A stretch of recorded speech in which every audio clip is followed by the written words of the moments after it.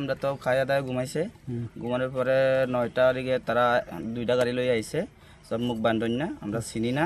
তো আমরা বাড়ির থেকে বাইর করে তারে 2-3 গুছে দিছে, লাঠি দিছে, এর দূরে আর আমরা জানি না। এই যে টিনের মধ্যে অনেকটি মানে দায়ের আঘাত দেখতেছে, এর কি তারকে দা ছিনে নিয়ে আইছিল? না না, দা সব আমরা দাও, তারা হাতরাও 2টা লয়ে গেছে, দাও 4টা লয়ে গেছে।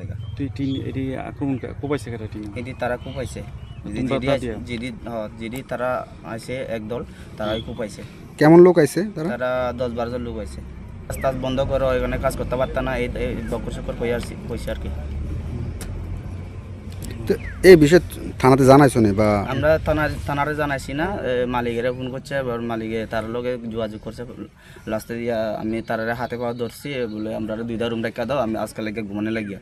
তারপর তারা বাদ পাকি আর 2-3 জন আইয়া আমরা সান্ত্বনা দিয়া আমরা ঘুমাই গেছি। আমরা তারপরে আর কিছু জানি না। যখন আমরা খাইয়া দাইয়া যখন ঘুমাইতেছি সে সময় হঠাৎ করে মনে করো 10-12 জন মতো লোক আছে। তারপর আমাদেরকে সজাগ করিয়ে দেয়, তারপর কোনো কথা না জিজ্ঞাসা করিয়ে আমরা 2-3টা মানে এখানে একটা এদিকে একটা গুছি মাছের লাঠি মাছের 3টা। কয়টার সময় হইব আনুমানিক? অনুমানিক 9টা 10 মিনিট। এই জায়গাটার নাম কি? এই জায়গাটার নাম দুলুকপুর, রাস্তা মাঠে মানে।